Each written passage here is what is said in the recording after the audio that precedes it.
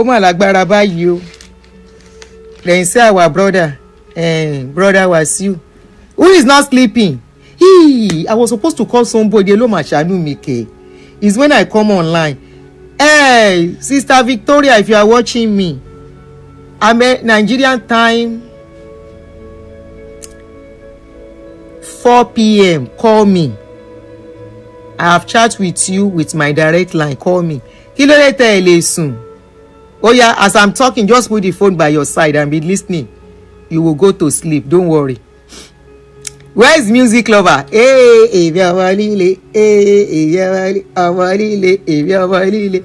we could have said me I like music. I know they joke with music. Oh mani fowó ṣe irú kí lèyí oh mani fowó ṣe. Oh help me to like as you join me. Wasiu say you no do call to again o. Ọmọ alárẹ̀ ẹ̀wẹ̀ so. Ọmọ Ìjẹ̀bú ẹ̀wẹ̀ so. Ẹ̀wẹ̀ so dédé wẹ́n o. Ẹ̀wẹ̀ so gbogbo dédé wẹ́n o. Ọmọ alárẹ̀ ẹ má ṣe fi Ìjẹ̀bú ṣeré ọmọ alárẹ̀ o. Ẹ má ṣe fi Ìjẹ̀bú ṣeré ọmọ alárẹ̀. Gbogbo ọmọ Ìjẹ̀bú wey dey here ó yá. Ẹ bẹ̀rẹ̀ sí fún mi ní kí ló máa ń pè ná. Kí ni orúkọ kí ni tẹ́ máa ń rà fún mi yẹn? What's the name? You can imagine. I don't know the name of this thing on YouTube. What is that thing you give on YouTube? Is it super chat? Super chat. Gbogbo dédé wọ́n Ìjẹ̀bú. Ọmọ alárẹ̀ mẹ́wẹ̀ so. Ó yẹ ìbẹ̀rẹ̀ sí fún mi ní super chat. Mo deserve super chat from you. Mo dẹ̀ máa gbà. Gbogbo ọmọ alárẹ̀ dé wà gbédé wọ́n tẹ́ wà níbí. Kwam olóhùn ò ṣe. Àwọn ọmọ ọba ń ta lónìí Ìjẹ̀bú. Ajẹ́kíjẹ̀bú san wá o. Òrìṣà Ìjẹ̀bú o. Òrìṣà Ìjẹ̀bú o. Òrìṣà Ìjẹ̀bú o. Òrìṣà Ìjẹ̀bú o. Òrìṣà Ìjẹ̀bú aṣekínní kan ọba ń ta lónìí Ìjẹ̀bú. Ajẹ́kíjẹ̀bú san wá o. Ẹ̀wẹ̀ sọ gbogbo dédé ọmọ alárẹ̀ gbogbo dédé wẹ́n o. Mo kí gbogbo dédé wẹ́n. Mo kí gbogbo dédé wẹ́n ẹ̀wẹ̀ so. Ẹ̀wẹ̀ so. Ẹ máa so ọmọ alárẹ̀. You don't really understand. Yeah. Hey, àwọn ọmọ Ìjẹ̀bú kan ti ṣe bẹ́ẹ̀ fún mi. Wọ́n ti ṣe kinní yẹn fún mi. Thank you very much, my darling sister. Sister, thank you. Oh yeah, gbogbo dédé wẹ́n. You don't really understand. Hey. How do we explain to this our brother? Oh, now some use this man on the right, the one in the blue dress, in the blue cloth. That man in the blue cloth, the deep blue, royal blue, is a musician. His name is Kwam. Okay, the one on my left is Balogun Eko. You see, the one on the right was the one that wanted to stop a plane. The Superman. That wanted to stop a plane sometimes ago, few months ago. I think that was October or September. That wanted to stop a plane in Nigeria. That's the man. So he wanted to go for a royal stool. Now from there, kata starts. The people were like, prove to us that you are from a royal family. Now their problem start. Their hair value jets. Now their problem starts. Okay, so that is the genesis of the story. But some things will be said on this show. If you are not a Yoruba person, my translator, hopefully my people that translate on this channel will be with us on this show, so they can translate to you. Gbogbo dédé wẹ́n mo kí yín ọmọ alárẹ̀ àti gbogbo ọmọ tó wá join mi ní sọ́lé alẹ́ yìí ẹ káàbọ̀ ẹ kú lé ṣe gbogbo dédé ṣàlàáfíà ní gbogbo dédé wẹ́n wà. I hope all of na dédé wẹ́n you are all okay. I hope you dey meet me well as I meet you well. All of you wẹ́n I hope you are fine wẹ́n. Ìjẹ̀bú, before Ìjẹ̀bú people will talk, they must to stop wẹ́n, they must to say wẹ́n in their language. So you will hear a lot of wẹ́n this evening. So that's our brother King Wasiu Ayinde Marshal. Now so Ijebu people say no, we don't want you. This story is an unfolding story. I mean, not unfolding. It's a story that has been happening and we don't know if it's concluded yet. Ijebu people wanted to replace their king. the late Awujale Sikiru Jadetan, who passed away. Was it on January October that he passed away? Also, pass away. Ejo, please run me late. Emma binu gbogbo ẹ̀kọ́ ni máa rántí. That passed away early this year or middle of this year. Thank you. Mo dúpẹ́ ajífowó bàjẹ́. Àwọn dédé wẹ́n gangan àwọn dédé ọmọ alárẹ̀ nìyẹn. We ṣe o. Ẹ ṣeun. So the king passed away and they needed to put another king. Now this man say he dey interested. As he talk say he dey interested in July. Thank you. He passed away in July, so they needed to put another king here. And they said they have 4 ruling houses. I don't want to go back too much. You can watch our previous shows on this particular story. They have 4 ruling houses. Funshegunwa, Ifidipo Temole, and 2 others. I can't remember their name as well now.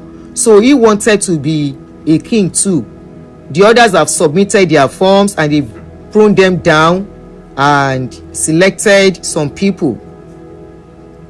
Suddenly, when they thought they were concluding, Yemi Odu, thank you, Jere. Jebu no, they take nonsense. In fact, I'm so proud of you guys. And I hope the other Yoruba people will follow suit. You have done so proud. Kabo komi. Jeko bota.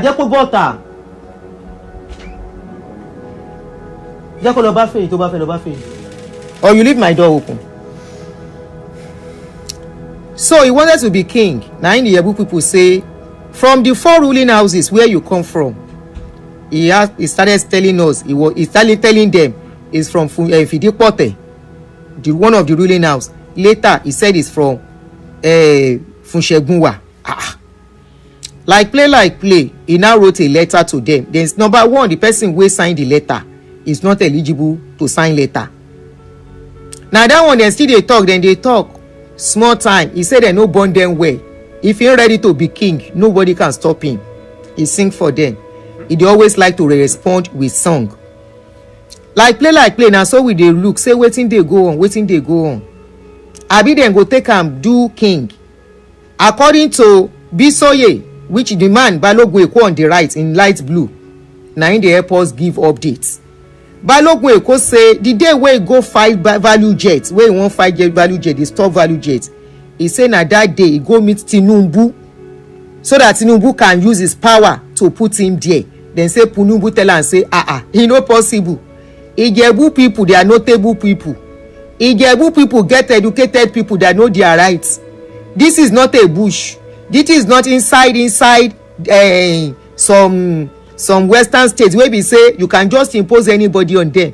He said this particular throne is a very reputable throne in Yoruba land, just like Oni of Ife, Onibadan of Ibadan, Alaafin of Oyo. He said it's not a throne that we can just put anybody.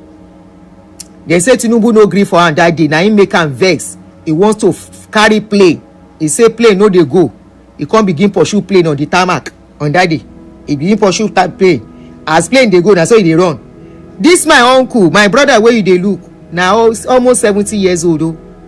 He begin pursue plane on that day because he dey vex. And the man can vex. He dey vex too much. At a point, there was a time he slapped one elderly man inside party. He said the man dey disturb am. So he be like say na that say Tinubu no support am. He come begin pursue plane on the tarmac on that day. But he still continue his ambition and his dream of being a member of royal family. I mean, of being the king. Now him be so you, this one wey dey on my left, storyteller. Now him be so you come out, begin tell about him life story. If you want to be a politician, if you want to be a king, if you want to go for certain position, make sure you know your life story. Make you no be saying another person go come tell your story. Like play. I go play one of Bisoye video, just the last one. We don't do the other 2. Go and watch our previous videos. As we dey talk, we dey watch. Abi dem go impose am. Ijebu people say lie. Except he tell us where he come from. If he no tell us the family, he say you from Vidipote. You now say you from Funshegunwa. Later you say you are from wetin dem call am Ekiti. Your mama come from Ekiti, from royal family in Ekiti. How come na im royal Bisoye say na lie o, this na im life story o. Na so Bisoye begin tell story from part 1, part 2, part 3. The part 4 na im bad. Yepa Bisoye ori story sọdún. Like play. Before we know wetin dey happen, Basiu come get one friend wey dem dey call Bolaji Basia. If you dey hear Bolaji Basia mi o, ọkọ abuki mi o. Wasiu don know Bolaji Basia since tey.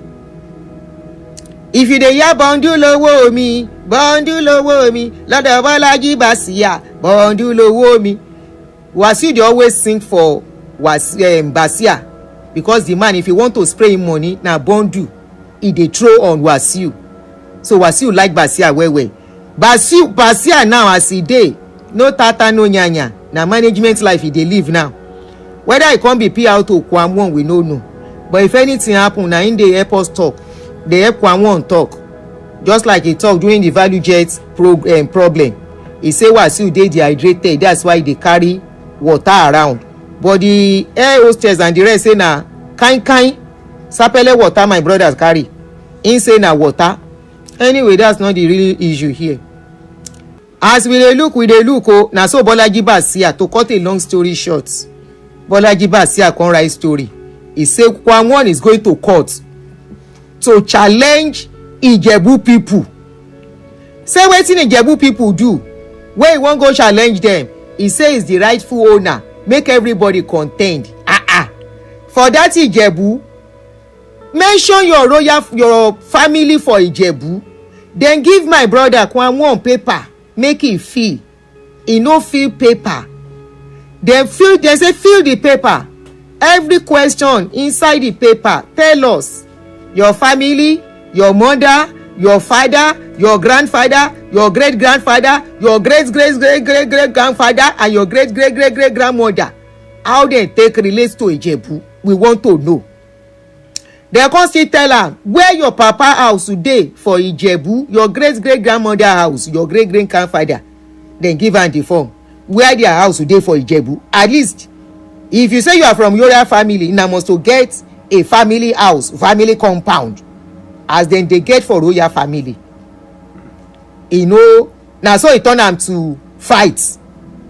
He say he no go gree, say na fight, he go court. Like we dey like joke. Now so he come sue Ijebu people and Ogun State government, he sue them to court. As he sue them to court, all the Ijebu people, now you sue to court, now everybody they look. Even government of Ogun State sue to court. We even think say na drama, whether they won't do mago. Now everybody they look, everybody come shaking it, we sentiment, we mellow, we come they look. Say anyway wetin concern us, na luku we dey look. If Ijebu people like anybody wey dem like, make dem put am there.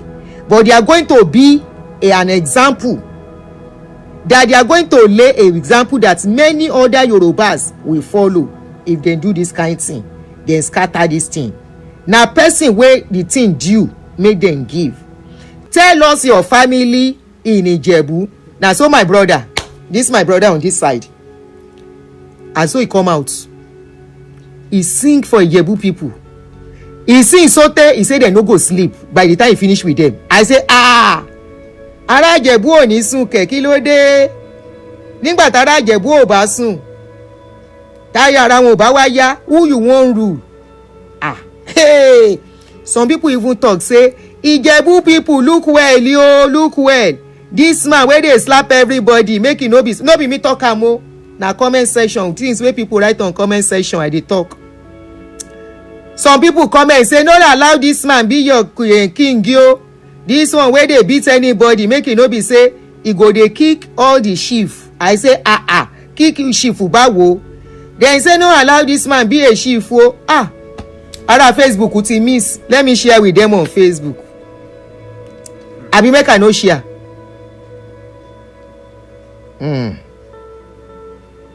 Ó lágbára ó lẹ́tìkẹ́. Everything wey I dey talk, no be me talk am, na social media commentators na dem talk am. Dem say no make am chief o. This man wey you want to make chief, if you make am chief, gbogbo aráàlú ti dáràn o. E get anger problem o. E get anger issue o. E dey beat people o. E fit be chief, e fit be everybody o. Ẹ ṣọ́ra fún o, no be me talk am o. Na social media people dey talk that one o. Dem say this one wey no fit keep woman for house, wey e no get good reputation, no be me talk am o. Na people talk am o. Dem say this one wey be say there is nobody wey e no fit abuse. Hey, na so dem dey warn themselves for Ijebu land. Dem say shey dis thing no go bring disrepute to Awujale throne. Like play. Na im dem go court. As dem go court, we think say matter, dem go begin drag the matter. Court to say they will postpone the case to January 14. Court say the thing wey he talk and all the things, court first throw am out. Say the case shall be postponed to January 14. The paper dey there, make I no waste your time, because I go still pay Bisoye video. As dem talk am, na so we wake up today o. As I wake up this morning, na I see my inbox e don full. Say my brother Kwanwon, mo ní mo fẹ́ share, a tún ti rojọ́ lọ.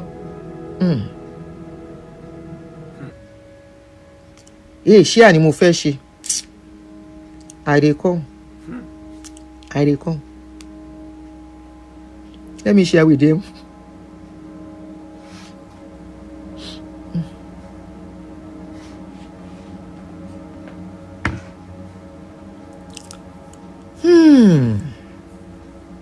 God no go shame us. I repeat, God no go shame us. May we never belly full and still dey look for problem up and down. I don't talk to my brother, just dey talk. Like play. Na so we wake up today. Then say my brother say he no do Awujale again. Kí ló dé? Why you no wan do Awujale? I say abi na because of wetin Bisoye talk. In case you are wondering wetin Bisoye talk, if you know you understand Yoruba, you go miss. If you no understand Yoruba, you go miss. But please, Olubusola, show ẹ free ìyá mi. Olubusola, share your hand free. Now you dey help me do interpretation. Just help me to write interpretation out of wetin Bisoye. Bisoye, Balogun Èkó, oní story ìsọnù. Oní story ìsọnù, Bisoye Olóṣòdì. Ẹ bá ń pe Bisoye ó ti dàlúrú. Bisoye don use story to dàlúrú o. He shake my brother no be small. Yo, Bisoye, ẹ̀yin ń pa pírígìdì tán. Connected. So we go listen to, you are driving, yay. Oh yeah, any other person that can help me, I will try to. Make we listen to wetin Bisoye talk. Bisoye, e be like say na history. Bisoye Balogun Èkó is study. E be like say na history is study. You know why they talk to so? Bisoye went to tó bá ń gbọ́, ṣé kí n túṣu, ó yá túṣu désàlẹ̀ kókó, kí n túṣu, ó yá túṣu désàlẹ̀ kókó. Bisoye went to the deepest of the deepest, into the inner.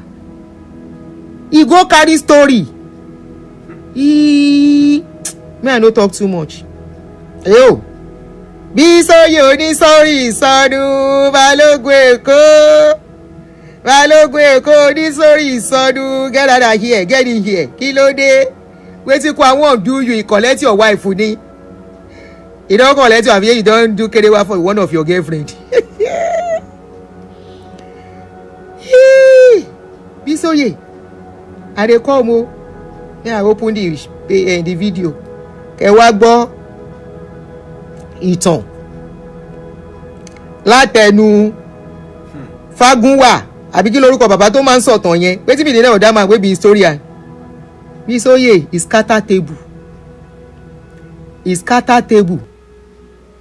Àwọn ará Ìjẹ̀bú ní thanks Bisoye. Viso Balogun Eko has a page on YouTube channel on YouTube. Just type Balogun Eko and subscribe.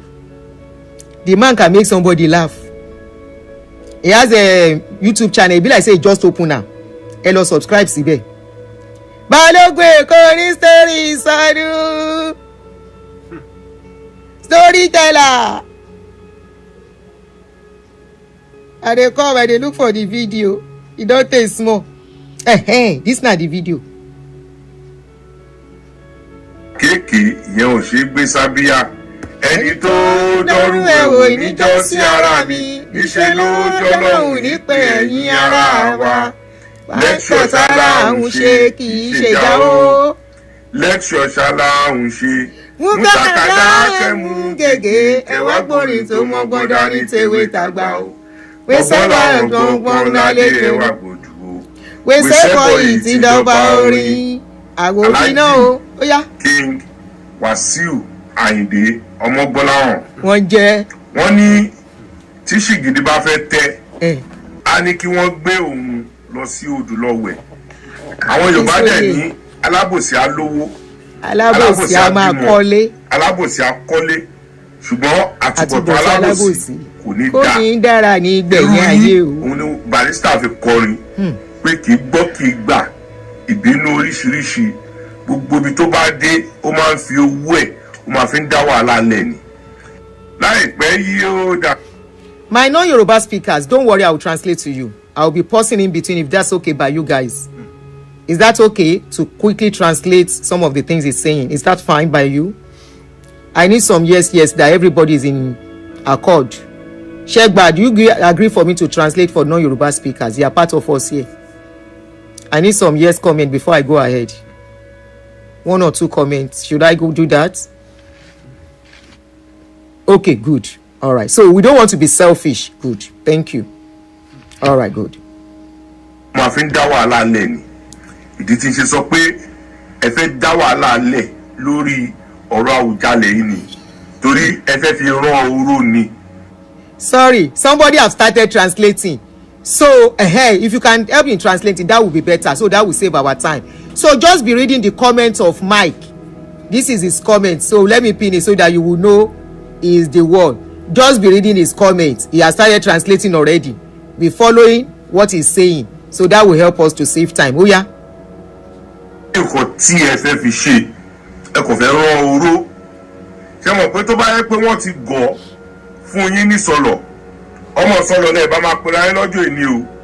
Torí gbájú ẹ̀ tẹ lò fún late Kabiru Adelaja tẹ parọ́ pé Ansarudeen grammar school ẹ lọ sí Ansarudeen rárá torí pé kí ni pass common entrance class 2 òun dẹ̀ ni ẹ ti kúrò ní school ẹ máa ń wu ìwà bí ẹni tó wà autistic ẹ wà bí ẹni tó ní autism ìdí tó fi jẹ́ pé orin nìkan òun ni getaway yín mọ bó ṣe ń hùwà láwùjọ mọ bí wọ́n ṣe ń sọ̀rọ̀ ẹni tẹ́ bá lọ sọ́dọ̀ obìnrin tó bá bímọ fún yín ẹ máa bọ́ ṣọ́lẹ̀ ẹ bọ́ bàtà lẹ̀ kó wọn àtọmú ẹ̀ that is a wayward statement irresponsible person ló máa ń wo irú wà yẹn ẹ bọ́ bàtà lẹ̀ sọ́dọ̀ obìnrin yẹn kó wọn àtọmú ẹ̀ ẹ disgrace àwọn ọmọ yín káàkiri ṣé láwọn tí wọ́n máa ń bá yín sọ̀rọ̀ orí wọn ò pé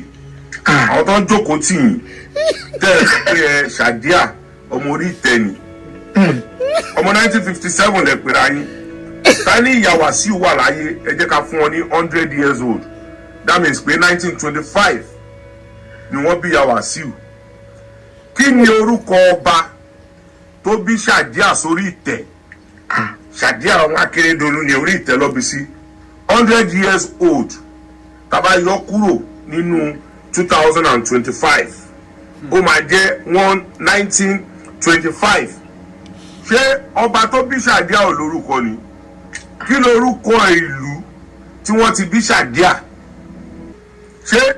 Some people say this one will get translation. Let me quickly do a fast one. He said Kwam Won, the musician, he said he's the one looking for trouble by himself.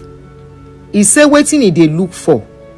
He say he no even go school. Say he dey lie too much, he no go school. say he dropped out when he was in primary 2. I don't know about that. This is what he's saying. He said they are asking him, where is your mother from? You dey tell sorry, another story. They are asking you for one thing, you are saying another thing. Where are your parents from? For you to say you deserve to be a king. Are you from royal family? From 2, sorry. Are you from the royal family? Tell us where your mother and father are from. As Kini Shola Davis. What do you mean that stop interpreting? I want being cautious. I don't have only Yoruba people here. I have a lot of English speaking people here. I can't stop interpreting for them. Don't do that. From 2 Jere, not primary 2 Eshe. He said the guy drop out. Efimi Shola Davis, you are one of us. Abi Shola Dada Deni. Emma was selfish. To láwọn tẹ máa ń bá sọ̀rọ̀ wọn lè béèrè question ní ọwọ́ yín orí ìtẹ́lọ́bísí kí lorúkọ ọba tó bí Ṣàdíà. Now 1957 tẹ́lọ́bí yín tó bá yẹ pé máa wọ school give or take 6 years old àrírú ẹ̀ ní 7 years old, so ẹ jẹ́ ká sọ pé by 1964 ẹ ti wọ primary school. Tẹ́ bá lò 6 years kún 1964 yẹn ó mì pé by 1970 ó yẹ kẹ́ ti wọ secondary school, ṣùgbọ́n wọ́n ní ẹ fail common entrance, so kò sí school kankan tó ready láti gbà yín. Segregate ò lè gbà yín, Methodist ò lè gbà yín, àwọn better school bíi St. Philbas College, Baptist Academy, Ekobosai school kò sí ètò lè gbà yín torí nígbà yẹn wọ́n máa ti ń kọ́ school tẹ́ máa lọ tẹ́ bá parí common entrance. Àwọn unapproved school náà bíi àwọn Lateco, àwọn Westco, St. Timothy àti Niger Paco tẹ́ ń pè ní Niger Paco nígbà yẹn kò sí kankan tó lè gbà yín. Honestly, you will miss out, but let me just tell you in a nutshell what he said again. He said, we keep asking you, tell us even the school that you went to, that you did not pass your common entrance exam. You told us you went to a different kind of secondary school, that the secondary school, they could not trace you that you went to that school. In a nutshell, to cut the long story short, it's still all about tell us your life history. And keep reading Adeshino Oluseyi's comment. His comment is helping us to translate too. So anyone you don't get from me, you get it from him. Màmá yín ṣe mú yín lọ sí Ìjẹ̀bú Ìṣíwọ̀ nìyẹn. Tẹ́ lọ bẹ̀rẹ̀ class 1 pẹ̀lú wọn ní Asarudeen High School Ìjẹ̀bú Ìṣíwọ̀. 1972 ni wọ́n dá Asarudeen High School sílẹ̀. So by 74 lẹ wọlé ní class 1. Class 2 September tó gbọ́lúdé lọ́mọ́ lẹ fi di ẹni tí ó wà ní ẹ̀yìn Dr. Sikiru Ayinde Barrister dẹ̀ sọ wọ́n ní whisky làwọn máa ń pè yín. Ṣé mẹ́rin tó ń pè whisky ajá ẹ̀ tó ń jẹ́ whisky nìyẹn. So Barrister ó sọ pé ọmọ òun ni yín. Bàbá 9 years ni Barrister gbà lọ́wọ́ yín ni, because at the time tẹ́ bá kúrò ní school from calculation ọmọ tó bí 1957 817 lẹ kúrò ní class 2 nìyẹn o. Ṣé class 2 17 years old tó yẹ kó ti máa ṣe tán ló máa kúrò school ní class 2? Ẹ lọ rò ó dáadáa torí àwọn tẹjọ gbé ní Dùmágbò lọ́ọ̀kan lẹ́pà níbi ilé àwọn alàgbé mo ti bá wọn sọ̀rọ̀ o. Àwọn tẹjọ gbé àti Ìyábọ̀ tí màmá wọn ta bèbí nídolúwo mo ti bá gbogbo wọn sọ̀rọ̀ o. Wọ́n ní ọkọ màmá yín bàbá òyìnbó òun ló wá láti Ìjẹ̀bú Òde. Now, in a nutshell, quickly, in case anything I missed, definitely I'm not saying it as it is, as he said it. He said we have not been able to, that all the schools you try to go, none of those schools registered you. That he said he was told that this man, Kwamwon, dropped out of school. It was then he went to start following one by King Sikiru Ayinde Barrister. That one is late now. He's one of the pioneers of Fuji. He's actually the pioneer of Fuji music. That you started following that man around. He even also said at earlier stage that Kwamwon is likely to be autistic with his behavior, the way he behaves. He now said he went to where he grew up that those people told of his family and where he came from. And the people there said they know him very well. That the man is claiming to be his father was not his father. That the man was his stepfather. It was that man, that stepfather, that is linked to Ijebu, not his own biological father. Ọlọ́run má jẹ́ àgbọ̀tọ̀ burúkú. Ní gbogbo àwọn ọmọ Ìjẹ̀bú tó bá wá sí kò máa ń wà. Bóyá ìbẹ̀lẹ̀ ti píìkì orúkọ Anífowóṣe tẹ̀tí lérò pé bàbá yẹn ló bí yín. Torí mi ò fẹ́ àzùn pé ẹ̀ mọ bàbá yín. Ọkọ Ṣàdíà ìyá Wàsíù ló wá láti Ìjẹ̀bú tí wọ́n ń gbélẹ́gbẹ̀lé àwọn alàgbé. So ilé yín ní Dùmágbò lọ́ọ̀kan NEPA tọ́lẹ̀ ń gbé. Mike, I don't know. Gbogbo bẹ̀ lẹ́dàrú àsọmọ́ ìkéré. Wọ́n lè tẹ̀lé lẹ́kan ọmọ Dàrúṣà lọ sí Dolúwo. Kí lẹ ṣe ń bẹ̀? Wọ́n ní obìnrin 4 ọ̀tọ̀ọ̀tọ̀ lẹ mú láàrin sákù yẹn tẹ fún lóyún. Ẹ fẹ́ Síkírá, ẹ fẹ́ Bọ́láńlé, àbúrò Tọ̀yọ́bọ̀, ẹ fẹ́ Káúsárà, ẹ fẹ́ Ṣàléwá. Kí lẹ tún wá ṣe? Ẹ tún padà lọ mú Fétíà ọmọ Máṣà tó yẹ pé òun àti Síkírá ọmọ ẹ̀gbọ́n àtàbúrò ni wọ́n, obìnrin 5 lẹ́yìn nìkan fún lóyún nínú sákù kan náà. Kéru yín ẹ̀kọ́ mú kọfí di ọba. Aláàjì ní ìwà ọmọlúàbí ní gbogbo nǹkan tó surround yín fraud ni. Ẹ sọ pé yín àtàwọn Councillor Pélewúrà ẹjọ́ ṣiṣẹ́. Certificate wo lẹ fi ṣiṣẹ́? Torí ìgbà tí Dr. Wahab Dosunmu tí wọ́n mú gbogbo àwọn ọmọ Èkó tó fún wọn ṣẹ́, wọn ò lè fún yín torí pé ní certificate ilẹ̀ ń kọ́ kiri. Wọ́n ní ìgbà tí ẹ lọ síṣíwọ̀ àwọn Olúkẹ́yìndé tẹgbẹ́ ní ọ̀dọ̀ wọn, wọ́n lẹ́ẹ̀kí lọ class pé ìlú lẹ máa ń lù kọ́nà fọ́run kẹ́ Olúkẹ́yìndé. Oríṣẹ́ research yín dáadáa o, ẹ lè jẹ́ Awùjalẹ̀. Wọ́n ní ilé tó bá ń gbòòrò ọmọ àlẹ́nu ilé yẹn ò tí dàgbà ni. Wọ́n lẹ ti gbé wọn lọ court. Wọn ò tí ìjọba, wọn ò tí select ẹni tó máa jọba, ẹ̀yin tí ń gbé wọn lọ sí court. Ṣé àpẹẹrẹ dáadáa nìyẹn? Ẹ fẹ́ tú ìlú torí pé kò ń ṣèlú yín. Aláàjì, ẹ má dá wàhálà alẹ́ o. Mo sọ fún yín, ẹ má dá wàhálà alẹ́ o. Torí wọ́n ní tí ṣìgìdì bá fẹ́ tẹ́, á ní kí wọ́n gbé òun lọ sí odò lọ wẹ̀. Kì í ṣe ọmọ Ìjẹ̀bú, tọmọ wọn bẹ̀, wọ́n ti bọ́ta, wọ́n ti denounce yín, wọ́n láwọn ò mọ̀ yín. Ẹ tọ́ka sí ilé tó ti bí yín. Ẹ yé parabulate, kẹ́ yé máa sọ jákujàku àwọn ọ̀rọ̀ tẹ́ sọ. Kí ló dé tẹ́ ṣe lè débẹ̀? Wọ́n lè ń kọ lẹ́tà. Kí ló dé tí ẹ ṣe lè lọ sí ibẹ̀? Àwọn àfáà tẹ̀yìn ibú pé wọ́n wá ganu sílé bàbá yín. Àwọn èèyàn mọ̀ yín dáadáa ni pé nǹkan tẹ́ bá ti fẹ́ ṣe ẹ máa ti ń plan ẹ̀ ni. Kí ló dé táwọn aláàfáà tó ṣe máa lọ sílé bàbá yín? Ṣé màmá bàbá yín ló kú ni? Ṣèbí ìyá Wàsíù ló kú? Ilé ọmọ olókùú ṣáà lọ máa wá. But ẹ̀ ń dọ́gbọ́n rẹ́gísítà Fìdípọ̀tẹ̀. Àwọn àfáà wọn lọ sílé bàbá mi ní Fìdípọ̀tẹ̀. Kí ló ṣe ilé mi? Olóòtú ní ká ló kú Èkó. Ṣé ìyá bàbá yín ló kú tó ṣe máa lọ́lé bàbá ìyá ọ̀dọ̀ bàbá yín ni? Ṣèbí ìyá yín ló kú ilé títí yín lọ́mọ wá but tó pẹ́ fẹ́ rẹ́gísítà Fìdípọ̀tẹ̀ yẹn lẹ ṣe fi àwọn àfáà lẹ ṣe fi pa. Ṣé pé ìyá ẹ̀ jẹ yín? Ẹ dẹ̀ máa ṣe kí ni? Ẹ máa tẹ́.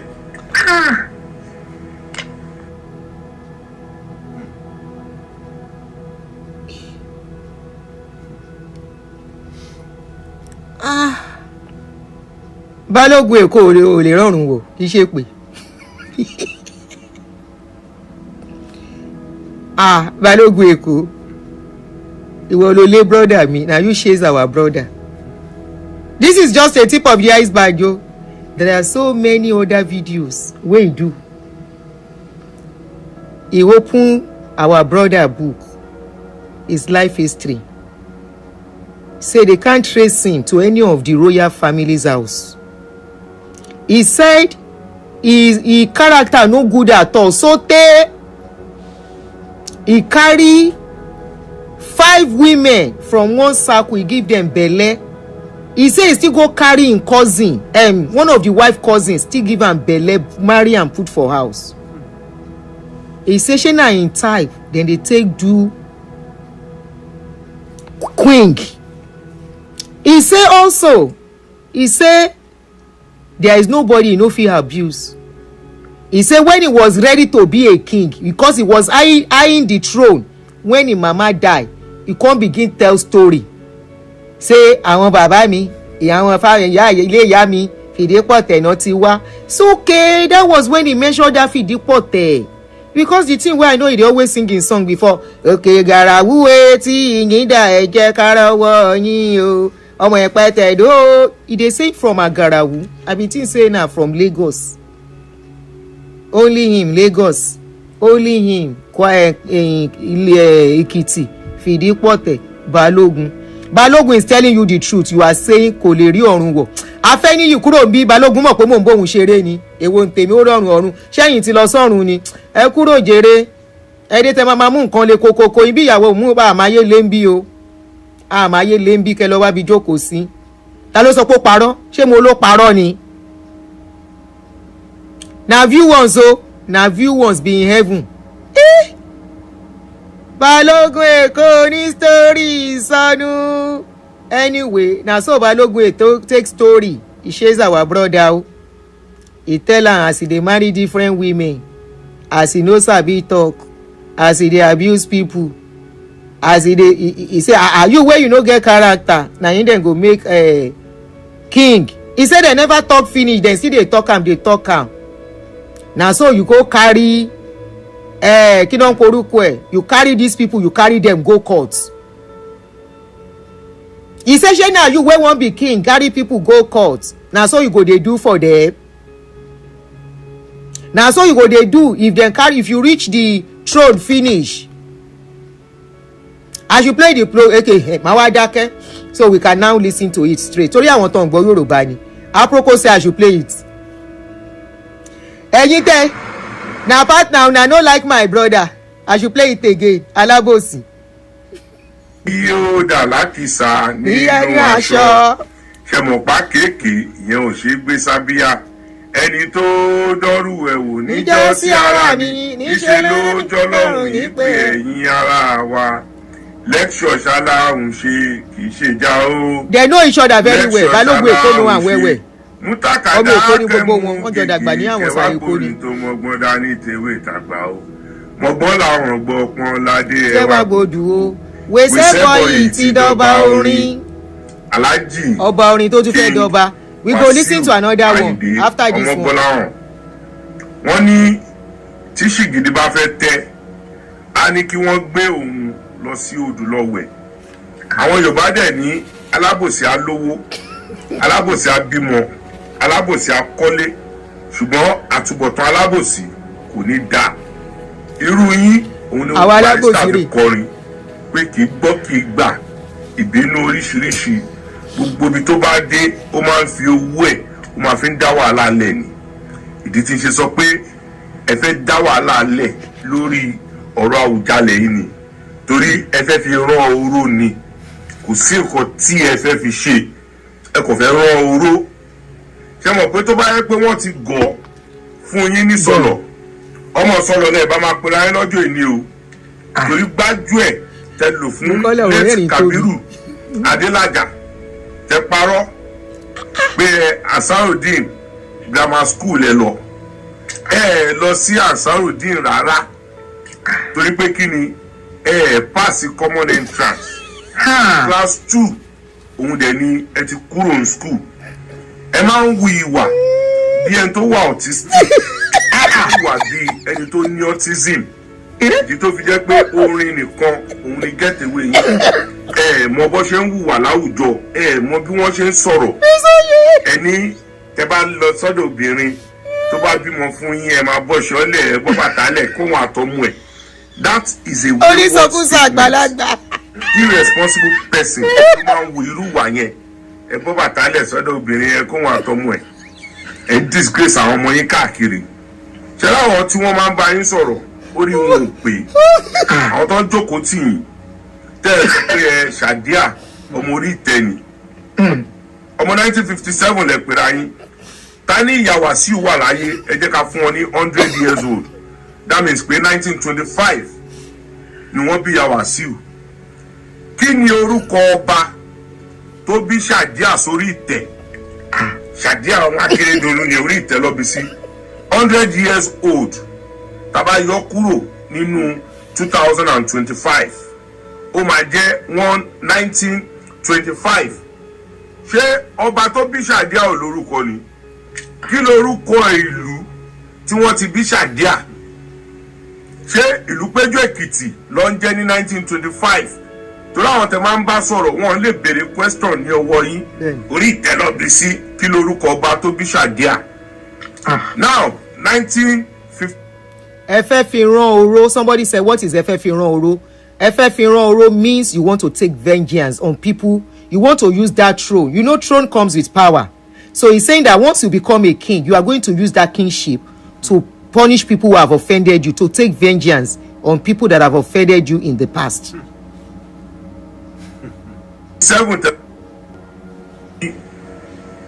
tó bá yẹ pé máa wọ school give or take 6 years old rírú ẹ̀ ní 7 years old so ẹ jẹ́ ká sọ pé by 1964 ẹ ti wọ primary school tẹ́ bá lò 6 years kú 1964 yẹn ó mì pé by 1970 ó yẹ kẹ́ ti wọ secondary school ṣùgbọ́n wọ́n ní ẹ fail common entrance so kò sí school kankan tó ready láti gbà yín. Segegri ò lè gbà yín, Methodist ò lè gbà yín, àwọn better school bíi St. Philbas College, Baptist Academy, Èkó Science School kò sí ètò lè gbà yín torí nígbà yẹn wọ́n máa ti ń kọ́ school tẹ́ máa lọ tẹ́ bá parí common entrance. Àwọn unapproved school náà bíi àwọn Lateco, àwọn Westco, St. Timothy àti Niger Paco. Niger Peco tẹ́ ń pè ní Niger Paco nígbà yẹn kò sí kankan tó lè gbà yín níbi tẹ́ fẹ́ẹ̀lì dé tí màmá yín ṣe mú yín lọ sí Ìjẹ̀bú Ìṣíwọ̀ nìyẹn tẹ́ lọ bẹ̀rẹ̀ class 1 pẹ̀lú wọn ní Ansarudeen High School Ìjẹ̀bú Ìṣíwọ̀ 1972 ni wọ́n dá Ansarudeen High School sílẹ̀ so by 74 lẹ wọlé ní class 1 class 2 September tó gbọ́lùdé lọ́mọ́ lẹ fi di ẹni tí ó wà ní ẹ̀yìn Dr. Sikiru Ayinde Barrister dẹ̀ sọ wọ́n ní whisky làwọn máa ń pè yìí ṣẹ́mẹ́rin tó ń pè whisky ajá ẹ̀ tó ń jẹ́ whisky nìyẹn so Barrister ó sọ pé ọmọ òun ni yín ṣé 9 years ni Barrister gbà lọ́wọ́ yín ni because at the time tẹ́ bá kúrò ní school from calculation ọmọ tó bí 1957 817 lẹ kúrò ní class 2 nìyẹn o ṣé class 2 17 years old tó yẹ kó ti máa ṣe tán ló máa kúrò ní school ní class 2 ẹ lọ rò ó dáadáa torí àwọn tẹjọ gbé ní Dùmágbò lọ́ọ̀kan NEPA níbi ilé àwọn alàgbé mo ti bá wọn sọ̀rọ̀ o àwọn tẹjọ gbé àǹtí Ìyábọ̀ tí màmá wọn ń ta bèbí nídolúwo mo ti bá gbogbo wọn sọ̀rọ̀ o wọ́n ní ọkọ màmá yín bàbá òyìnbó òun ló wá láti Ìjẹ̀bú Òde pé ọ̀dọ̀ wọn ní gbogbo àwọn ọmọ Ìjẹ̀bú tó bá wá sẹ́kọ̀ọ́ máa ń wà bóyá ìbẹ̀lẹ̀ ti píìkì orúkọ anífowóṣe tẹ̀tílé ò pé bàbá ẹ ló bí yín torí mi ò fẹ́ àzùn pé ẹ mọ bàbá yín ọkọ Ṣàdíà ìyá Wàsíù ló wá láti Ìjẹ̀bú tí wọ́n ń gbélẹ́gbẹ̀lé àwọn alàgbé so ilé yín ní Dùmágbò lọ́ọ̀kan NEPA tọ́lẹ̀ ń gbé wọ́n ní gbogbo bẹ̀ lẹ́dàrú àsọmọ kékeré wọ́n lè tẹ̀lé lẹ́kan ọmọ Dàróṣà lọ sí Ìdolúwo kí lẹ ṣe ń bẹ̀ wọ́n ní obìnrin 4 ọ̀tọ̀ọ̀tọ̀ lẹ mú láàrin sákù yẹn tẹ fún lóyún ẹ fẹ́ Síkírà ẹ fẹ́ Bọ́láńlé àbúrò Tọ̀yọ́bọ̀ ẹ fẹ́ Káúsárà ẹ fẹ́ Ṣaléwá kí lẹ tún wá ṣe ẹ tún padà lọ mú Fẹ́tíà ọmọ Máṣà tó yẹ pé òun àti Síkírà ọmọ ẹ̀gbọ́n àtàbúrò ni wọ́n obìnrin 5 lẹ́yìn nìkan fún lóyún nínú sákù kan náà kérù yín lẹ́yìn kọ́ mú kọ́ fi di ọba aláàjì ẹ ní ìwà ọmọlúàbí gbogbo nǹkan tó surround yín fraud ni. Ẹ sọ pé yín àtàwọn kánsẹ́lọ̀ pélé wúrà ẹjọ́ ṣiṣẹ́ certificate wo lẹ fi ṣiṣẹ́ torí ìgbà tí Dr. Wadosumu tí wọ́n mú gbogbo àwọn ọmọ Èkó tó fún wọn ṣẹ́ wọn ò lè fún yín torí pé ẹ ní certificate ilẹ̀ ń kọ́ kiri. Wọ́n ní ìgbà tí ẹ lọ síṣíwọ̀ àwọn Olúkẹ́yìndé tẹgbẹ́ ní ọ̀dọ̀ wọn wọ́n lẹ́ẹ̀kí lọ class pé ìlú lẹ máa ń lù kọ́nà fọ́run kẹ́ Olúkẹ́yìndé. Oríṣẹ́ research yín dáadáa o ẹ lè jẹ́ Awùjalẹ̀ wọ́n ní ilé tó bá ń gbòòrò ọmọ àlénú léyìn ò tí dàgbà ni wọ́n lè ti gbé wọn lọ court wọn ò tí ìjọba wọn ò tí select ẹni tó máa jọba ẹ̀yin tí ń gbé wọn lọ sí court ṣé àpẹẹrẹ dáadáa nìyẹn ẹ fẹ́ tú ìlú torí pé kò ń ṣèlú yín aláàjì ẹ má dá wàhálà alẹ́ o mo sọ fún yín ẹ má dá wàhálà alẹ́ o torí wọ́n ní tí ṣìgìdì bá fẹ́ tẹ́ á ní kí wọ́n gbé òun lọ sí odò lọ wẹ̀ kì í ṣe ọmọ Ìjẹ̀bú tọmọ wọn ń bẹ̀ wọ́n ti bọ́ta wọ́n ti denounce yín wọ́n láwọn ò mọ̀ yín ẹ tọ́ka sí ilé tó ti bí yín ẹ yé parabulate kẹ́ yé máa sọ jákujàku àwọn ọ̀rọ̀ tẹ́ ń sọ kí ló ní tẹ̀ ṣe lè débẹ̀ wọ́n lè ń kọ lẹ́tà kí ló dé tí ẹ ṣe lè lọ sí ibẹ̀ àwọn àfáà tẹ̀yìn ibú pé wọ́n wá ganu sílé bàbá yín àwọn èèyàn mọ̀ yín dáadáa ni pé nǹkan tẹ́ bá ti fẹ́ ṣe ẹ máa ti ń plan ẹ̀ ni kí ló dé táwọn aláàfáà tó ṣe máa lọ sílé bàbá yín ṣé màmá bàbá yín ló kú ni ṣèbí ìyá Wàsíù ló kú ilé ọmọ olókùú ṣáà lọ máa wá but ẹ̀ ń dọ́gbọ́n rẹ́gísítà Fìdípọ̀tẹ̀ àwọn àfáà wọn lọ sílé bàbá mi ní Fìdípọ̀tẹ̀ kí ló ṣe ilé mi ni wọ́n wá ganu sí ṣé ìyá bàbá yín ló kú tó ṣe máa lọ́lé bàbá ìyá ọ̀dọ̀ bàbá yín ni ṣèbí ìyá yín ló kú ilé títí yín lọ́mọ wá but tó pẹ́ fẹ́ rẹ́gísítà Fìdípọ̀tẹ̀ yẹn lẹ́ ṣe fi àwọn àfáà lẹ́ ṣe fi pa ṣe pé ìyá ẹ̀ jẹ yín ẹ̀ dẹ̀ máa ṣe kí ni ẹ̀ máa tẹ́.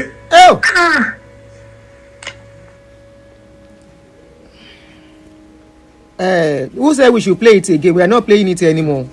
I'm having all my ribs. I don't laugh. My ribs, they do me one kind. I don't do.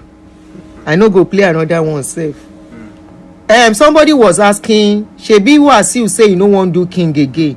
Yes, he said so. That's what we are trying to talk about, and we are trying to go back on probably Abina because of this reason, especially this last video where Balogun Eko, his latest release, whether not the last release, make I won't say I know do because it was after he went to court. When Kwawon go court, he carry governor, Ogun State governor go court. He carry Ijebu people, the people where they do kingship. He pack all of them together. He carry them go court. Say they cannot stop him from being a king. And they keep asking him, we no say make you no be king, but can you tell us, where you come from? Nobody say make you cannot. Just prove that you are one of the family. You can't just say you want to be king. You understand? And sometimes you see how people they fool ourselves. A lot of people like his song, but it be like say no be everybody like him. It's not because he sings very well, very good musician, Yoruba musician, very very. If you hear any Fuji music where Nigerians go stand up for, he's one of the people, very good. But character wise, not only character wise, he take women high, see Shege Pro Max. He take women high, see Shege Pro Max. So he say when a woman born for him, he go just leave the clothes. He go leave one cloth, leave his shoe. Now him mouth he take talk am, and he go abandon the woman and the pikin. He got married to a woman 3 years ago. 3 years ago. He married one 10 years ago. How many years ago? 10 or 12 years ago. And he can't get one style. If he marry woman, he know they pay for women. And for every of his women, he gets song for them. Hello, Wendy, ye one day, ge. That is one of his wife, Wendy. He dey sing song for men, all the wives. But once they don't born pikin, he don't done with them. He go leave them, abandon them, go marry another woman. Sote he marry Sote at 65 he change woman again. Even if friends say why are you changing another woman? I'm not sure I say he know all the women wey he marry for in life, all the women wey get pikin for am, all the women na all of them he sing for. If he sing love song for you, the one before the last one, that woman nearly run kokolo. If anybody tell us say go leave that woman, you go say na lie. He sing for, if I dey talk say I can't just stop, na the woman be I can't just stop. Now he sing I can't just stop thinking about you, my love. Now that woman he sing the song for. You go think say he can never leave that woman, lie. When he ready to leave the woman, no be small embarrassment. Now so he go carry this one wey he call eleba yellow eba. Now he dey call the lady, the lady very fair.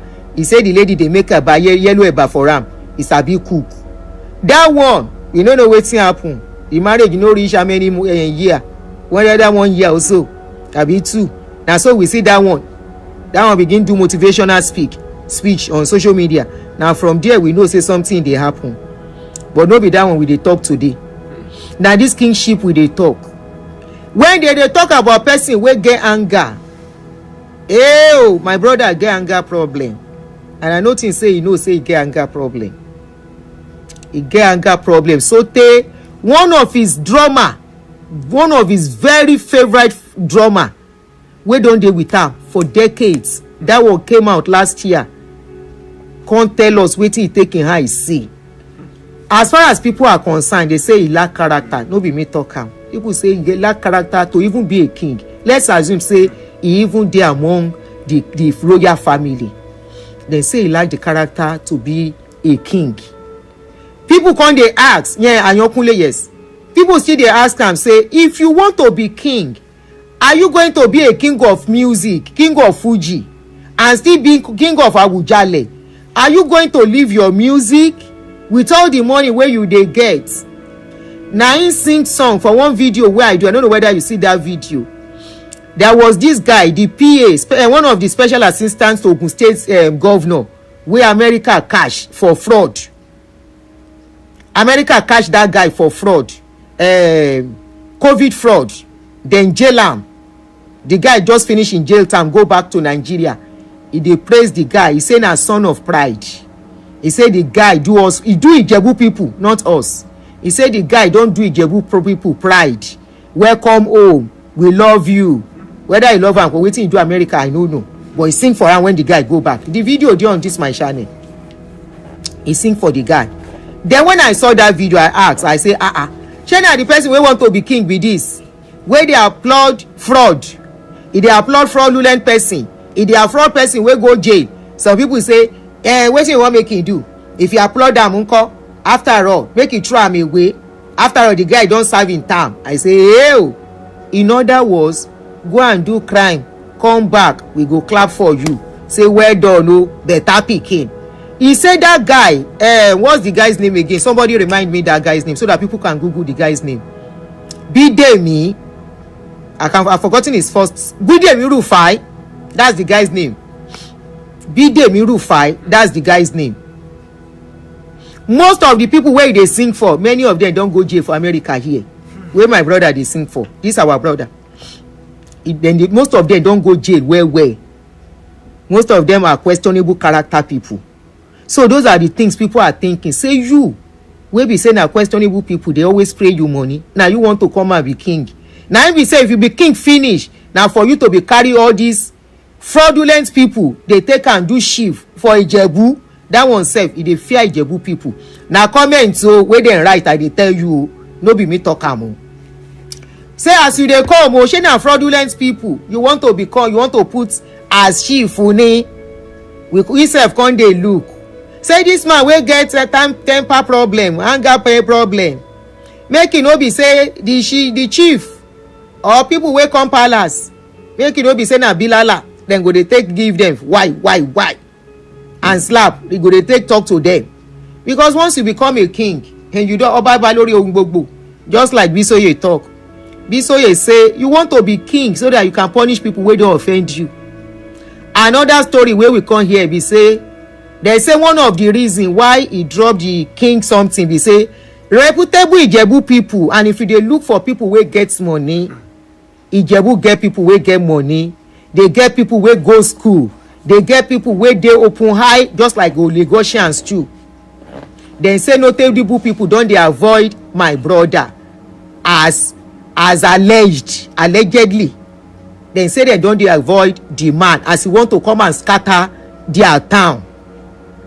Tell us where you come from, tell us your family, tell us who be your where. If you want to be a king, you cannot just say I want to be a king. You must be related to the family, the royal family. And for us to do things well, it is better things are done the right way. Make things no scatter. Make things no scatter. Then say when one house, I no say him o, when house dey sweet na because the person wey no be stranger inside that house, e never grow. Once a stranger grow inside house, e no know the history of that house, e fit scatter the house. Now, if you look at the royal family in the UK, nobody can be a king except you are from that royal family. Lie, they no born you from outside say you won't come o. You have to be part of them. You must have been doing some things with them which were part of the things they were asking our brother. Say, okay, you say you from the royal family. Who are the royal people that you have been dealing with? At least somebody must know you. A guy spoke from America. That guy lives in America. He said he's from royal family. He said, you know, they come home. He don't tell where he come Nigeria past last. He said, but as in day, there are people wait there for that royal family wey know him. He said, tell us, some people must know you. Not be only story. I am from this. I am from this. Who are the people that can recognize you and vouch for you that you are from that place? There must be people who know you. So if people come say shebi he don leave the throne, why he put himself inside it before? Why you wan collect something wey no belong to you? So if to say Ijebu people dem sempe, then allow dem do smell. Now so if we become their king without being a family of a royal family member, ẹ jẹ́ ká ro dáadáa now. Shey na so if dem no fight, if dem keep quiet, they have Bisoye to give thanks to. Na Bisoye do the work. Na Bisoye, because immediately Bisoye here say he wan do this thing, na that Bisoye don start dey tell am story. He and Bisoye, I no know wetin dem dey drag together. Bisoye no be today dey drag am. He get another video wey be na from there Bisoye begin talk about his life history. If I play that one now, you go laugh tire, you go roll on the floor. Bisoye begin ask am question. That one even worse pass this one wey we listen to. Check out gbọ́.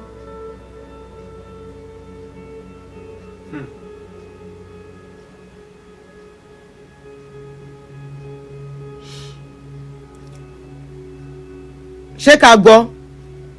Bisoye don dey scatter agbo. Okay, let's listen to the other one. Okay, everybody fair go. Okay. On this channel, na relieve, we dey relieve ourselves. Make we laugh. Anything wey we see on social media. Bá dé láǹ fọ́rọ̀ èèyàn kan ṣe yẹ kó kàn wá. Kí ló ń sọ pé òun fẹ́ lọ jaba fún? Why you say you wan be king when you're not part of the king? You don't know say dem go dig in family history. To be a king, they will dig your family history. They will ask you question. And they come o.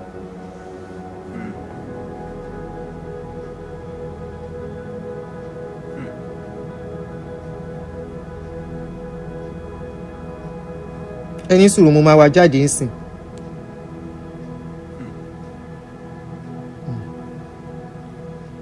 Ọ̀rọ̀ báàdì. Òun lélẹ̀. Bàbá tó bí màmá tó bí bàbá tó bí màmá ti tèmi ọmọ Ìjẹ̀bú ni wọ́n. Wait, let me look for the one. Ẹni sùúrù. Let me look for the one where òun rè. Búwa kò lè dùn wá. Búwa kò lè dùn wá. Ìpà tí ẹ ń po ṣe lásán. Èébú tẹ́ bú wá yẹ̀yẹ́ yín o.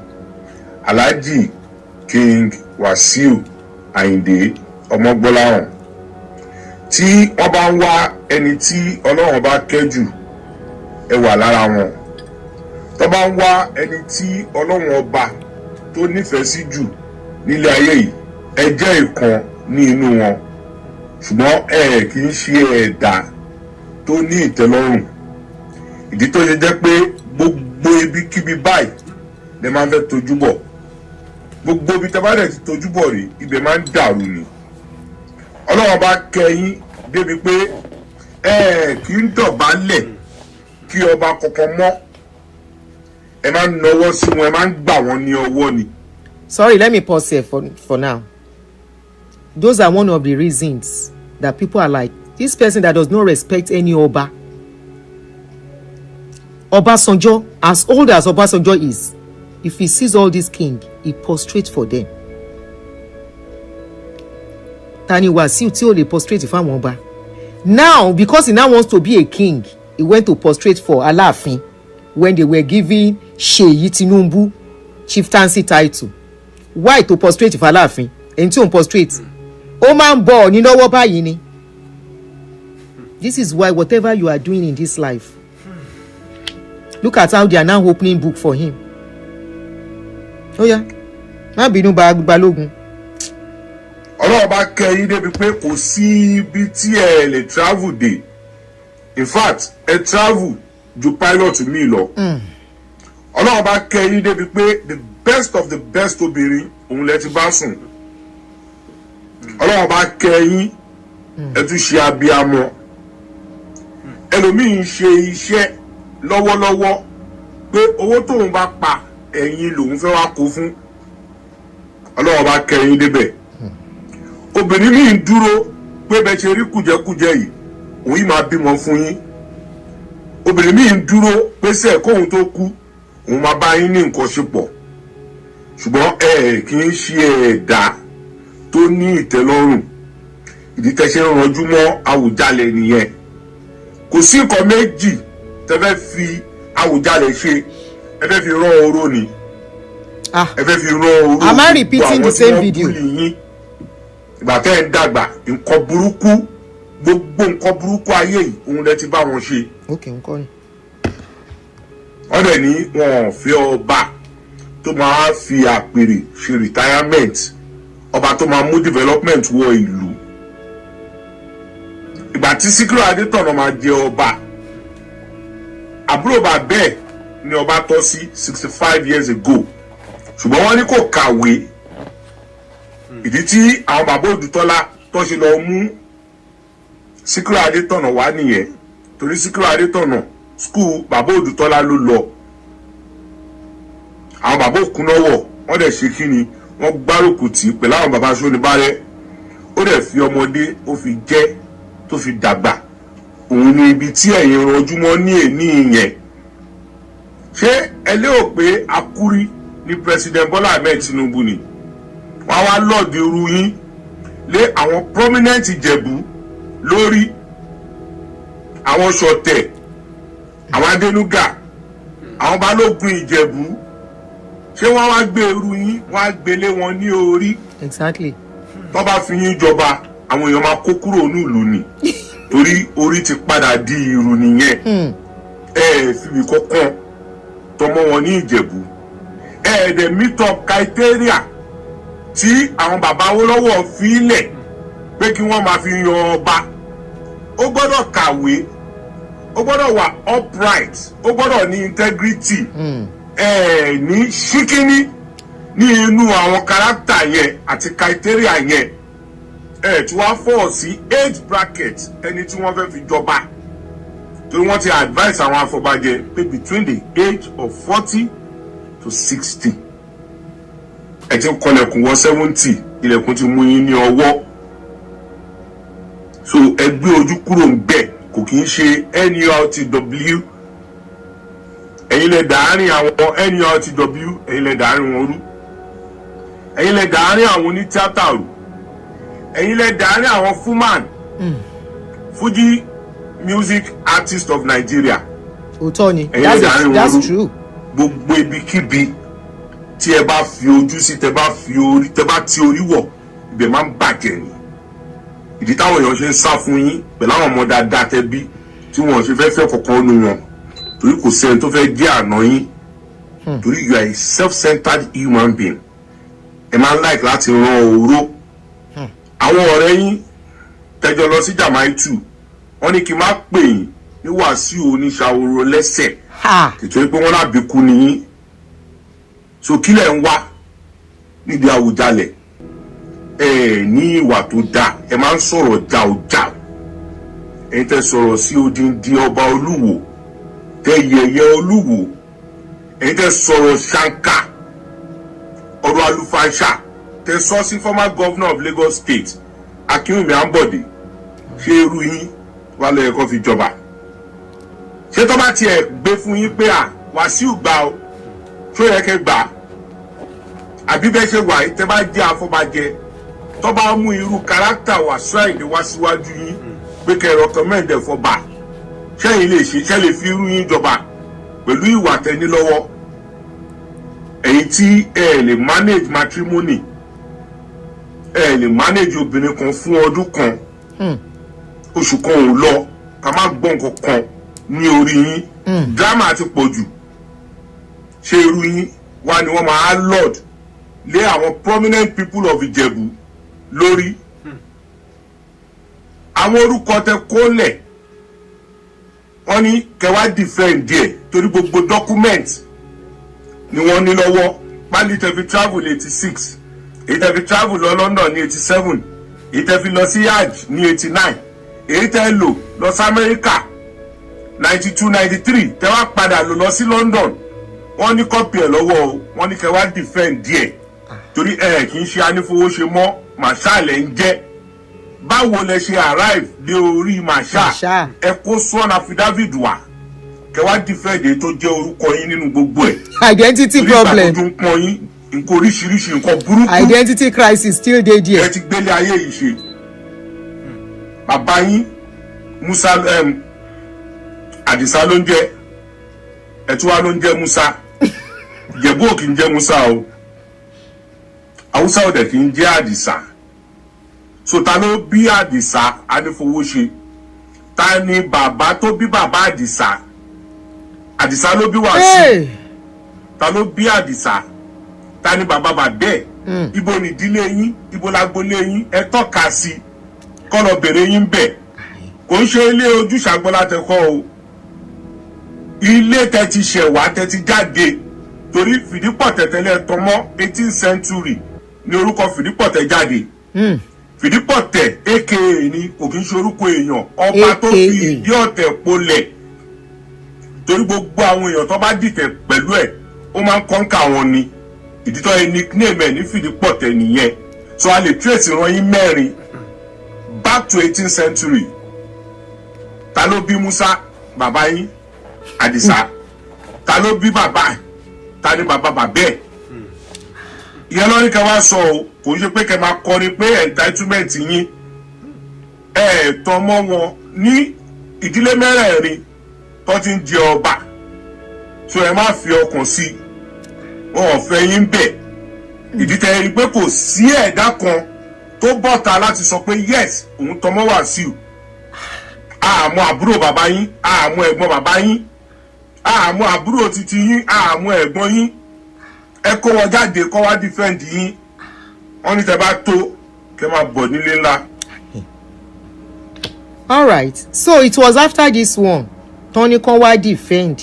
a kò lè dùn wá. Balógun dúró they say you should come and no Grace don't say that please don't say that that's too much. It's after this one Kwamo now came out to sing for them. After he sang na Balogun come out again he can't talk this one. ẹyẹ ẹ má dá lẹ́kun. òun kọ́ lélẹ̀ sorry. ọba orin lolúwayé. you can't talk this one again. ọba orin làyìndé mi ọmọgbọ̀n láwọn ẹ farabalẹ̀ ẹgbọ́n ohun tó borin wí orin dé o ìlú dé o àyìndé táwọn yọ. Alhaji King Wasiu Ayinde ọmọ Gbọ́láhàn tó bá ní ẹ máa jọba ẹ ti jẹ́ o. If to say you know, if you don't stop. Tó bá ní ẹ máa jẹ ọba ẹ ti jẹ ọba fújì o. Fẹ́rí àwọn Yorùbá ní èèyàn kì í jẹ méjì lábà. Ẹ lè jẹ ọba fújì kẹtùmá wá du ọba Ìjẹ̀bú ìyẹn ti Awùjalẹ̀. Torí pé kí ni this guy was warning him to stay off. Ẹni wọ́n fi èèyàn wọ́n fi jẹ lèmọ́mù. Ó tún du Sẹ́ríkì. Ó tún wá ń du Sẹ́ríkì. Ẹ lè jẹ́ o torí wọ́n ti jẹ́ kó yé yín pé ẹ lè jẹ́ Awùjalẹ̀. Aṣíwájú Bọ́lá Ahmed Tinubu dẹ̀ sọ fún yín wọ́n ní kẹ́ mú ọkàn kúrò ń bẹ̀. Ìdí tẹ́ ṣe bínú ní airport ní ọjọ́ náà nìyẹn tí ẹ ṣe fẹ́ mú plane dúró tìtorí pé kí ni ọ̀rọ̀ yẹn ò bá yín ní ara mu. Àwọn ará Ìjẹ̀bú dẹ̀ ń bẹ̀rù wọ́n ṣèké wọn ò fẹ́ sọ fún yín pé àwọn ò fẹ́ yín ní ọba. Olórí ọmọọba èyí tẹ́ jẹ by default wọ́n ní kẹ́ mú yẹn kẹ́ mú dání. By default. Ẹ wá kọ lẹ́tà ẹ wá kọ sí wọn nínú ìdílé mẹ́rin tó ń jọba wọ́n ní ẹ̀ẹ̀tọ́mọ́ ìkọ̀kan ní inú bẹ̀. Wọ́n ní ẹ̀ẹ̀tọ́mọ́ ìkọ̀kan ní inú bẹ̀. Àwọn ẹ̀rọ mi àwọn ọkú mi wọ́n dẹ̀ pa nítàn fún mi àwọn tẹ́jọ́ ṣe kékeré ní òkè súnà. Wọ́n ní tí ìyá Wàsíù àti bàbá Wàsíù bá ti jà ọ̀dọ̀ wọn ní Igbóṣeré ni ìyá Wàsíù máa ń wá kí ìyá Wàsíù tó bẹ̀rẹ̀ sí ń taṣọ. So wọ́n nígbà tí ìyá Wàsíù bẹ̀rẹ̀ òwú aṣọ ni àwọn àti bàbá Wàsíù ni wọ́n padà tó fi di pé bàbá Wàsíù tẹ̀lé wọn lọ sí ìlú Péjú Èkìtì.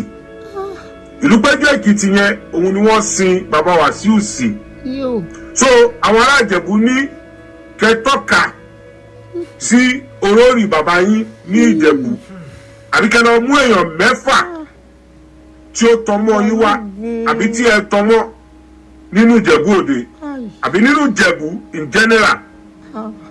Ẹ má dá wàhálà lẹ̀ o ẹ má dá wàhálà lẹ̀ torí gbogbo ibi tó bá wà peaceful ibẹ̀lẹ̀ ti máa ń dá wàhálà lẹ̀. Ọ̀rọ̀ gbogbo kì í ṣe lórí alábàáhùn. Ọ̀rọ̀ gbogbo kì í ṣe lórí alábàáhùn. Màṣá náà rè o Òtúndé bó ṣe dé. Ẹ láìkí ibi tí peace bá wà. Ẹ jẹ́ ń béèrè lọ́wọ́ yín. À ń gbọ́. Ṣé tí ẹ bá jẹ ọba àwọn èèyàn tó fẹ́ wá náwó fún yín ṣé wọ́n máa kí yín pé kábíyèsí Awùjalẹ̀ o kó tó bẹ̀rẹ̀ sí náwó ni. Torí rò dáadáa mo lè ń sọ fáwọn èèyàn gbogbo ẹ̀yin tẹ́lẹ̀ dúró ti Aṣíwájú Bọ́lá Ahmed Tinubu lóyà selfish interest yín òun ló jẹ yín lógún. Now ẹ̀yin ni olórin APC election bọ̀ 2027 àbí. Now tẹ́yìn bá jọba èyí tẹ́ lè jẹ́ o ta ló máa máa kọrin fún APC. He was so sure. Torí lifetime agreement òun lẹ sign pẹ̀lú APC 2027 Aṣíwájú máa ní ìdí yín láti defend the seat tí wọ́n wà ẹ̀yin wálẹ̀ ń du ọba. So tẹ́yìn bá ti wá jẹ ọba yẹn èyí tẹ́ lè jẹ ta ló máa kọrin fún APC. He was too sure ó ní ẹ lè jẹ́. Àbí ṣé ẹ máa fi Awùjalẹ̀ ẹ fi àpèrè sílẹ̀ ẹ wá gbé máìkì ẹ tún máa kọrin ni ẹ tó ẹ pẹ́ kọ́ra. Èèyàn tó yẹ fi ń joyè láwùjọ èèyàn pàtàkì èèyàn tó ní sùúrù ẹ̀yin ò ní sùúrù rárá ẹ ti wà too controversial jù gbogbo nǹkan lè máa ń dàrú ẹ ń ṣe ẹni tó ní sùúrù so ẹni tó ní sùúrù ló lè fi jọba. Bàbá tó bí ìyá tó bí bàbá tó bí màmá tèmi ọmọ Ìjẹ̀bú ni wọ́n o ọmọ Adéríbigbé ni wọ́n o a dẹ̀ ti ní ọmọ oyè tá ti mú sílẹ̀ nídìí àgbàlagbà tó ẹ lọ jókòó kò tí kọ̀yìn. Àwọn alájẹ̀bú ní àwọn ò fẹ́ ẹni tí ó máa disgrace àwọn ní Ìjẹ̀bú pé oyè olórí ọmọọba wọ́n lówó lọ́ fi ń jẹ́ wọ́n láwọn ò fẹ́ ẹni tí àwọn èèyàn máa lẹ owó mọ́ ní orí tìtorí pé kí ni ẹ lè fi fújì mi yẹn ẹ lè fi lẹ̀ kí lẹ wá wá nídìí ọba Àwùjalẹ̀ wọ́n ní ẹ fi ibi ẹyọ kan tọmọ wa ní Ìjẹ̀bú bàbá tó bí màmá tó bí bàbá tó bí màmá ti tèmi ọmọ Ìjẹ̀bú ni wọ́n a dẹ̀ ti mú ọmọ oyè sílẹ̀ ààfin àgbàlagbà ẹ má dá wà lálẹ́ o torí gbogbo bíkíbi tẹ́ bá wà lẹ ti máa ń dá wà lálẹ́ ẹ ti wà too controversial jù ẹ wá lẹ fẹ́ joyè Àwùjalẹ̀ kí ló máa ṣẹlẹ̀ sí ọba fújì torí adé tó wà lórí mi ọba fújì ni mo jẹ Àyìndé lágbádé fún Aláyìndé lágbádé fún ọba fújì rèé o Àyìndé lágbádé fún ọ̀rẹ́ wa kí ló máa ṣẹlẹ̀ sí yẹn èyàn kì í jẹ méjì lábà o aláàjì èyàn kì í jẹ méjì lábà. Aláàjì Abdulwasiu Ọmọgbọ́láhàn Àyìndé ìmí ìtúlẹ̀ lé. àkọ́kọ́ ó yẹ kí ẹ kọ́kọ́ apologize fún ìwà tí ẹ wù. Oh, okay. So this is about the value jet. Let's leave the value jet. So that is the videos. I think we've played like 3 of the videos that he did for Kwam1, telling him that it does not fit to be the king. He's not eligible in any way. Character-wise, is not fit. That he should leave the throne alone.